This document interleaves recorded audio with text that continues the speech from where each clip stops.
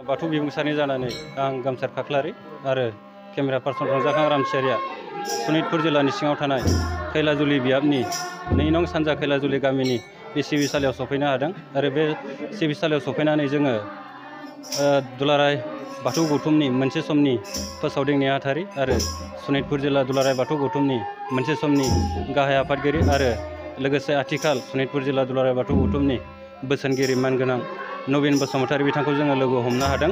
बिथांखौ लोगो हमनानै जोङो दिनै माइनाव फोरबोनि सोमोन्दै माखासे बाथ्रा मिथिनानै लानो सानदों। दा गिबियाव बाथौ बिबुंसारनि जानानै बिथां नवीन बसुमतारी बिथांखौ जोङो बरायग्रोनाय जाबाय। गिबियावनो आङो बाथौ बिबुंसारनिसिम आंनि गोसो गोरबोनिफ्राय गोजोन हामलायनाय बावहरग्रोबाय। मानगोनां नोंथां, जोङो बे समाव नोंथांजों दान्दिसे मोगा-मोगि लानानै जोङो बाथौआरिनि माइनाव फोरबोनि सोमोन्दै मिथिनो नागिरदों। दा जोङो बाथौआरिफोरा माइनाव फोरबोखौ माबायदि फालिनाय जायो बेखौ नोंथाङा सुंद'यै जोंनि नायगिरि बिथांमोननो फोरमायो। खाथि फोरबो एबा माइनाव फोरबो बे फोरबोआ गोदो गोदाय बेबायदि जोङो बाथौसालियाव ज' जानानै खुंनाय जेबो आसार खान्थि गैयामोन। जायनि जाहोनाव गोदोनि दिनाव जेब्ला दुलाराय बाथौ गौथुमा जोनोम जायाखै बे समाव जोङो ओरैनो दुब्लियाव माने गासाखौ सावनानै फैनायल' जायोमोन। नाथाय आथिखालनि मुगायाव नैबे जोंनि दुलाराय बाथौ गौथुमनि नाजानायाव जोङो दिनै बे खाथि फोरबो एबा माइनाव फोरबोखौ जोङो गाजा गोमजायै जोंनि मोनसे थानसालि बे थानसालियाव जोङो खुंनाय बे हाबाफारिखौ जोङो खालामबोबाय आरो बे हाबाफारिया दुलाराय बाथौ धोरोमारिनि गेजेराव बे गोसारनाय थादों आरो बेखौ फालिबाय थागोन। नाथाय बाथ्राया बेनो जे गोदोनि दिनाव माइनाव फोरबो होननाय जेबो खुंफेरामोन। दा जोङो नैबे दुलाराय बाथौ गौथुमनि जि सोदांनाय बे सोदांनायाव जोङो दिनै नैबे मुगासिम बे बाथौ धोरोमजों थाफानाय माखासे जोंनि फोरबो बे माइनाव फोरबोआनो जा बा ओंखाम गोरलै फोरबोआनो जा एबा मागो फोरबोआनो जा बेफोरखौ जोङो सिरिबाङै जोङो गौथुमा खाना दोननाय बायदियै जोङो नैबेखौ दिनैनि दिनाव जों नैबे फरजायाव लाबोबाय। जोङो बेखौ गथ' उन्दै एबा गेदेर उन्दै बोराइ बेन्थ' गासैबो ज' जानानै नैबे फोरबोखौ जोङो फालिबोबाय थागोन आरो फालिबाय थादों। दा दिनै नैबे दुलाराय जोंनि बाथौ धोरोमनि गेजेराव जेराव जोङो बाथौ धोरोम दङ, जेरै हमना ला नेपाल, वेस्ट बेंगल बा दार्जिलिं, अरुणाचल, जेरावखि जोंनि बाथौ धोरोमारि सुबुङा थाया दिनै नैबे माइनाव फोरबो गाजा गोमजायै जों खुंनाय बे हाबाफारिखौ मावफुंबाय थादों आरो। दा बे हिसाबै जोङो दिनै नैबे जोंनि सनितपुर जिल्लानि सिङाव थानाय खैलाजुलि बियाबनिबो सिङाव थानाय नैबे दिनै 2 नं सानजा खैलाजुलि बे खैलाजुलियाबो दिनै बे गौथुमनि आसार खान्थि बायदियै बे माइनाव फोरबोखौ जोङो खुंबाय थादों आरो एबार खुंनाय लाहार फाहारखौ जों खालामनानै दिनैसिम जोङो आर'जजों गाजा गोमजायै बे हाबाफारिखौ मावफुंनो हादों। दा माइनाव फोरबोनि सिगां आसिन दाननि जोबथे खालाराव मोनसे गासा सावनाय हाबाफारि लानाय जायो। बे गासा सावनायखौ माबायदि रोखोमै खालामनाय जायो बेखौ नोंथाङा सुंद'यै फोरमायदो।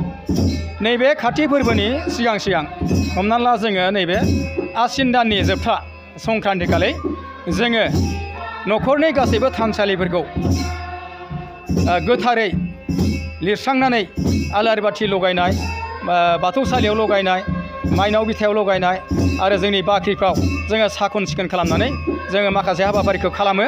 बेनि उनाव जोङो दुब्लियाव थांनानै जाय दुब्लियाव जों गासा सावगोन बे दुब्लि मोनसे जोङो जायगाखौ सायख'ना लानानै बेवहाय जोङो दै गोथार सारस्रांनानै जोङो बेयाव लाइजौ लाइजाम होनानै गय फाथै होनानै आलारिखौ जों जरासे सावनाय जायो। बे आलारि सावनायनि ओंथियाबो जोंहा मोनसे बिगियानजों मोनसे सोमोन्दो दं होननानै बेखौ गौथुमा फोरमायदों आरो। जेरैहाय माइ ओंखारजेननायाव बे गासाखौ सावनाय माने जोंनि माइनि उपद्रब खालामग्रा माखासे एम्फौ एनलाया बे अराव बारसोमना थैयो, बे मोनसे बिगियानजों सोमोन्दो दङ।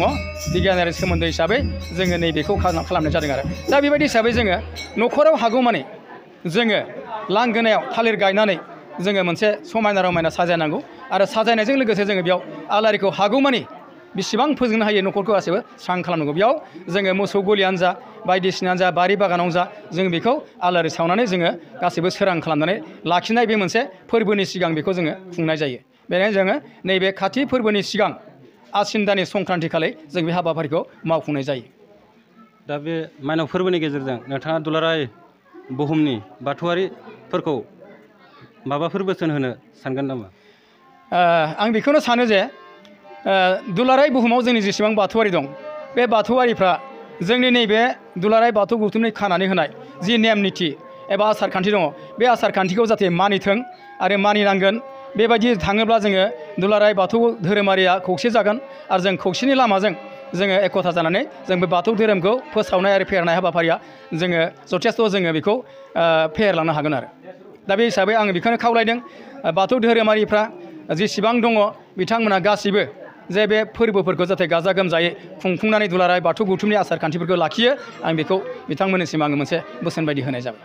सारनि जानानै आं गोमसार खाख्लारि आरो केमेरा पार्सन रंजाखां रामसियारिया दिनै सनितपुर जिल्लानि सिङाव थानाय खैलाजुलि बियाबनि खरदैगुरि गामियाव सफैनो हादों। बे गामियाव सफैनानै जोङो बिथांमोननि गामिनि बाथौआरि रायजो जानायनि सोमोन्दै जोङो मिथिनानै लानि। गिबि गिबियाव जोङो खरदैगुरि गामिनि आफादगिरि बिथांखौ बाथौ बिमुसार हान्जानिफ्राय बरायग्रोबाय। खुलुमबाय।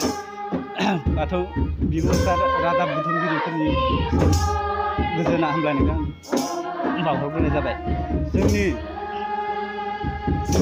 खरदैगुरि गामिया स्टार्ट खालामनाया जोंनिया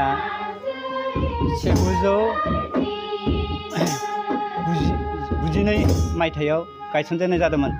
जोङो दा बे समनिफ्रायनो मोजाङै मोजां जोङो सोलिबोबाय थानो हादों।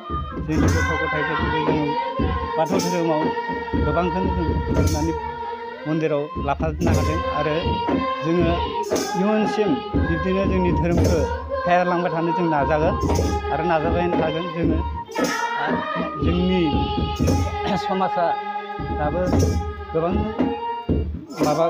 जोंनि रायजो राजाफ्रा सामलायगिरिफोर बिथांमोना सामलायनायनि गेजेरजों गोबां धोरोमनि खोथा सामलायलाङो।